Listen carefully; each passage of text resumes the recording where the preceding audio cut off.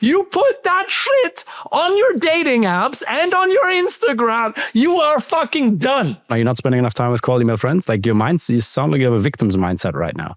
And by the way, that's not you. It's not, don't confuse that with who you are. It's not who you are. It's a state. We can all go into that state. I've been there, but that's the whole thing, right? It has to translate into action, otherwise it's not worth anything. The affirmations, incantation, meditation, gym is only there so you feel good, so you take action, so you get the result. We've all been there. It's not you, but your energy is a bit like, Bro, the whole answer for you, the real answer for you is raise your standards in terms of what you expect from yourself, in terms of weekly KPIs. You're playing at a low level. You're not spending time with quality male friends. You're not doing the approaches. You can change that today. The question is, what has to happen for you to raise your standards? I get it, but can you see that has an impact? Watch Module 7. It explains exactly how to build a social circle. It's absolutely mission critical. Spend time with quality male friends. Level up. Like you need cool friends. That rubs off on you. You need swag. Very important. Like you're stiff. You don't even, and it's not even your fault, bro, but you just don't even have a role model around you on a weekly basis. You don't even know what it's like. Execution is the name of the game. Let me just emphasize this point with execution. Massive action is the cure-all. Whatever problem you have, you can solve it if you just take enough action. But whatever you do mindset-wise has to translate into action, otherwise it's worth nothing. Massive action, not a little bit of action. You want a quality relationship? It demands action.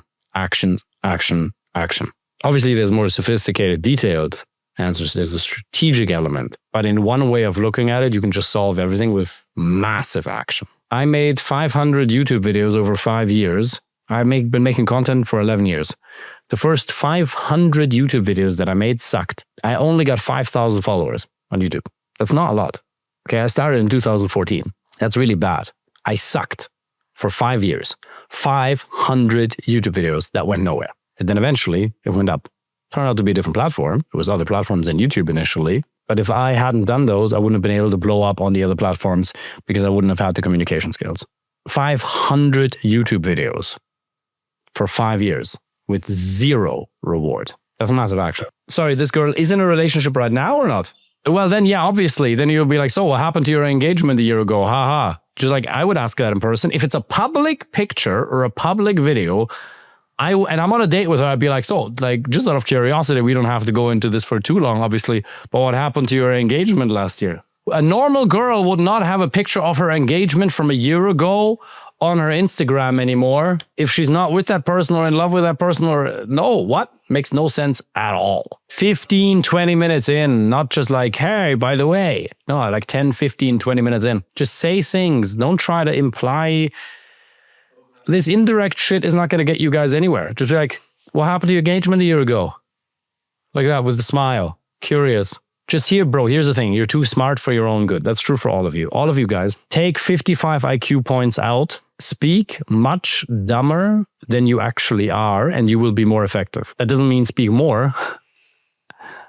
Who is, like, how long have you been dating her non-exclusively? What do you want to get her for the birthday? That's fine. Like a small gift is fine. Here's the important thing for all of you guys, right? Don't gift her a cat that costs $4,000, okay? No gifts for the first year. Small stuff. But up until the first year, for your first anniversary, you can make her like a little bit more of an expensive gift. Dated a what girl? An avoidant girl. Dated, yes. In a relationship, no. No, you don't date avoidant people. You don't go into relationships with people who are avoidant. Well, it depends. What a little bit how. Bro, that girl that we're talking about, she probably has all kinds of fucking issues, right? If it's the same one. What happened? Tell me. What happened that made you... What happened? What did she do that now brought up the conversation of her being avoidant?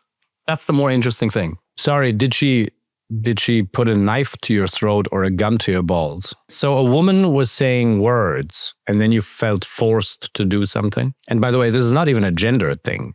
If a person says words, you shouldn't ever feel forced. Please tell me you didn't make it exclusive. It depends on how she says it. Did she say it? Say it to me the way she said it. Like say it the way, try to act it out the way, like her vibe and energy when she said it. Well, what was the resolution? How did she respond to when you said that? Okay, what I would say then is, what are you worried that I'm going to do?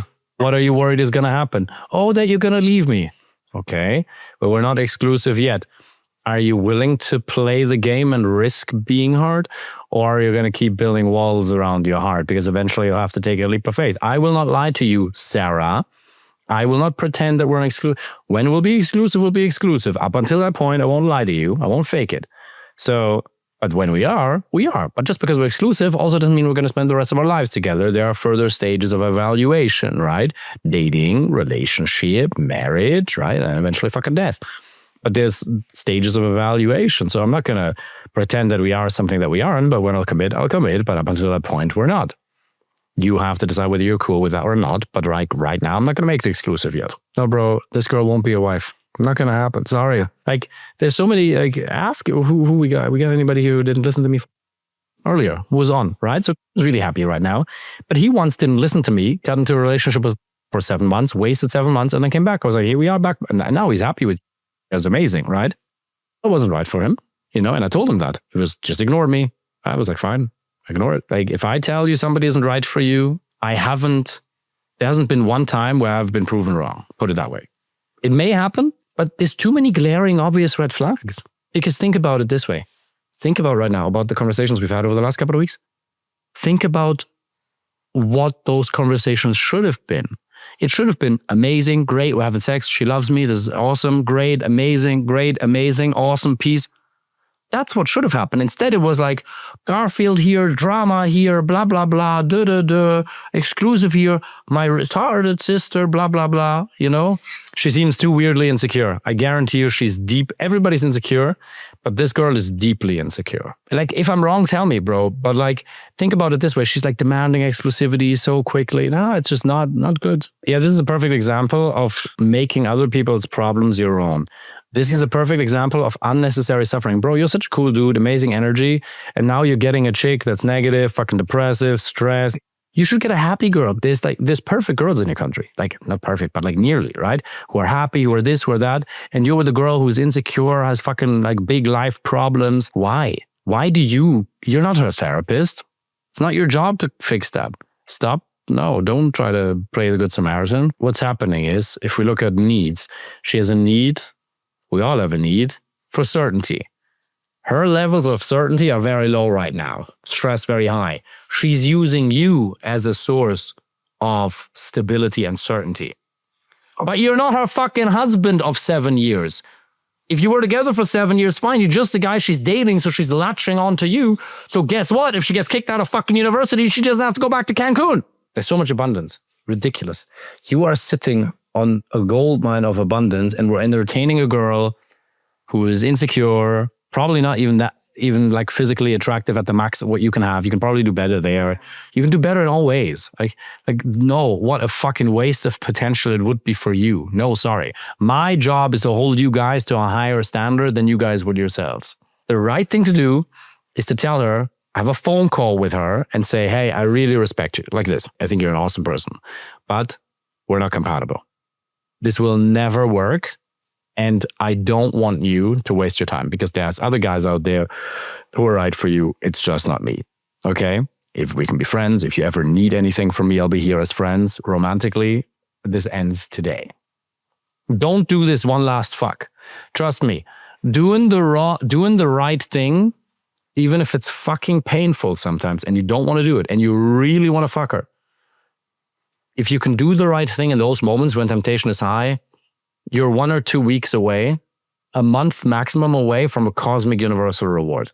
I promise you every time. Look back on your life. Isn't it truly so that every time you did the right thing, shortly thereafter, life, God, the universe rewarded you with something? It's really true. Trust me. Let me ask you this.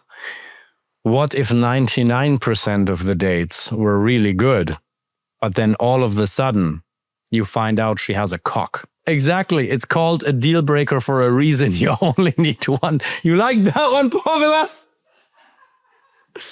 Yeah. My videographer is pissing himself over there. Yeah. It's called a deal breaker for a reason. Everything can be perfect, but she has a heroin addiction. Everything can be perfect, but I find out she beat the fuck out of her sister, right? It's a deal breaker. You only need one. Yeah, fearful avoidant. Fuck that. Everybody has fear. Everybody has insecurities. But what's her emotional home? Where does she live most of the time? Yeah, well, that's great. But the problem is this shit still comes out too much and too often. Bro, all the problems you're describing, I've never had with Fernanda in 6 years. In 6 years. Didn't have any of these problems. You shouldn't have these problems. They're completely unnecessary. And this is exactly why most people who are in relationships are fucked. Because they get into a relationship too quickly.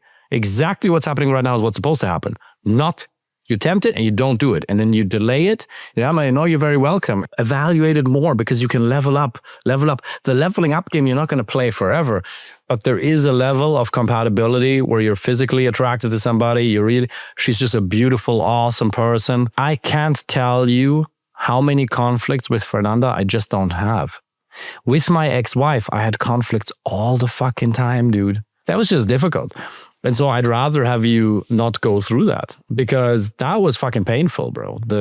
Because that shit really kicks in years 3, 4, and 5. And then it's bad because you're so invested, because then you're not going to want to let her go. And then you really waste years and tons of money.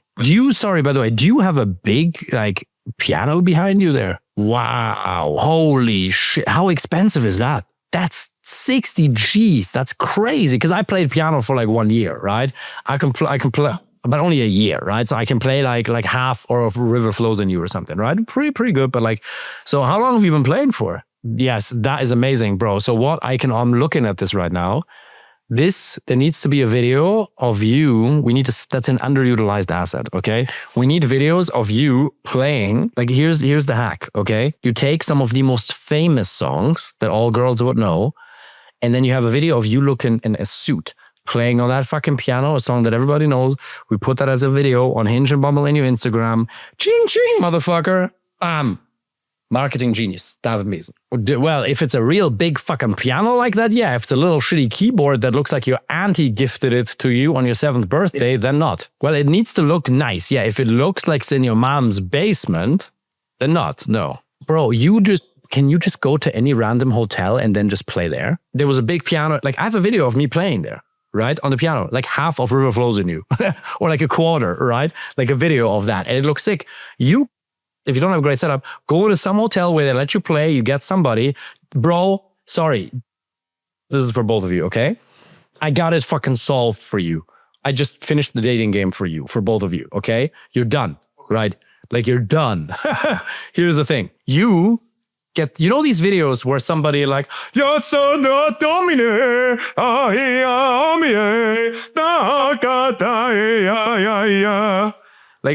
for example, one of those guys, he follows me, I follow him, I've texted with him a little bit on Instagram. Like a random opera singer in public. That's what you guys need to do. You go to a restaurant, okay, and you ask them permission beforehand, okay? Zoom doesn't, it cuts it out maybe, yeah. So you go to a random restaurant or a fancy looking place where there's a restaurant, okay? And you play one of those and you get 2 of your friends to film that. You ask the restaurant beforehand. The people don't know it, okay? And then it's one of those surprise things. You put that shit on your dating apps and on your Instagram. You are fucking done. Both of you need to do that. Do it. Whoever gets there first will reap the rewards. It's no problem. So, first of all, we're going to fix all of that because you can get 9 Instagrams in one go, okay? You just go Instagram. You can get all it. But most importantly, you get 2 friends to film it from 2 different angles. One friend who films people's reactions and then one the whole thing, okay? And then where you're visible. You get 2 friends to do that. Don't procrastinate on this shit. Get that done this weekend, guys. Trust me. It is the single most powerful pattern interrupt on a dating app on Instagram. Holy fucking shit. Let me see. Yeah, sick. Bro. That is a video. You need to put that that's already amazing. If you do the thing and the rest, I just gave you the strategy for both of you. Unbelievable. That is more social proof is not even possible, I think. There's a reason why these videos go viral, right? Non-exclusive long distance is an awesome strategy. It's just most long distance and non-exclusive long distance are not even in the same universe. They're like saying millionaire and billionaire. Not in the same universe, because it works. Because you can date women from all around the world. You have your pick from wherever you want, anywhere in the US, anywhere in the world. And you fly one in, she spends a weekend, fly the next one in, spends a weekend, and the next one in, and then you evaluate it. And then you, whoever one you like the most, after over like 6 to 12 months, she then moves to you and becomes your wife. It's not that crazy expensive because you don't have to pay for hotels. They'll stay with you. They'll stay again. So it's really only flights. It's no more than €1,000 return. You only do that after a couple of FaceTime calls and you evaluate it. It's a very valid strategy. It has to be handled with caution. A lot of things can go wrong. And non-exclusive, you never ever get too excited about one girl who doesn't live with you. You stay non-exclusive and you evaluate other options right up until she moves to you. Progressive desensitization. It's really just that, because your premeditation, it has nothing to do with anything that happens in the moment. It has everything to do with what will happen in the weeks before. Because if you do a progressive desensitization in the weeks before, there will be no or 2% of the premeditating, in other words, overthinking that happens there. So that's one of the biggest cognitive errors we make. We're trying to solve it in the moment, but you're not going to solve it in the moment. It's not going to happen. You got to solve it in the weeks leading up to it. And once you've done progressive desensitization, it won't be an issue. But it's almost impossible for 90% of men, including me, it used to be back in the day, to do a spontaneous approach with a woman we actually find attractive in a coffee shop, in a library, if we haven't gone through progressive desensitization in a systematic, structured fashion beforehand. It's biologically impossible because we have 30, 40, 50 years of not approaching as a habit. There's action-taking momentum and excuse-making momentum. And we have 40, 50 years, 30 years of excuse-making momentum. So we need to break that with progressive desensitization. Yeah, but it's really just that. Basically, you just talk to a couple of women that you don't find attractive and then hire a little bit more attractive, a little bit more attractive, a little bit more attractive. And then in 4 weeks, you'll be able to do it fucking easily. The date has been set for when? Have you had a FaceTime or a video call? Yeah, just get her off Hinge and say, let's have a call one of these days. If she doesn't want to have a FaceTime before the date, you don't want to meet her anyway. She got something right. 2 advantages. 1, screening. Second of all, it builds emotional investment. Because if it's that far out, you do really want that. Well, radio silence happens only for 2 reasons. Either you don't initiate, which shouldn't happen because you should initiate, or she ignores your messages. If she ignores your messages for longer than 2 days, she won't show up to the date anyway. So patience just means figuring out what to do in the meantime. In other words, build more pipeline. You should have so much pipeline that you almost forget about the date. You're like, oh yeah, I have a date on Sunday. Completely forgot. If she's pulling back, she's fucking avoidant, like your chick. That's why you don't need to be in a relationship with her. Fernanda never pulled back with me. Fernanda would give me a test and say shit to make me a little bit provocative or something, like a little bit fun, teasy shit. Yeah, like trying to shake you up, saying something. But pulling back, signaling a lack of interest is not a test. It's a sign there's something wrong. You can fail 1, 2, but if you fail too many, she loses respect for you and she's going to break up with you. You fail a test, respect goes down, attraction goes down. And then she says, I need space. I need to focus on myself right now. I'm a little bit busy. That's what happens when we have blind spots in our communication. One of many is failing these tests.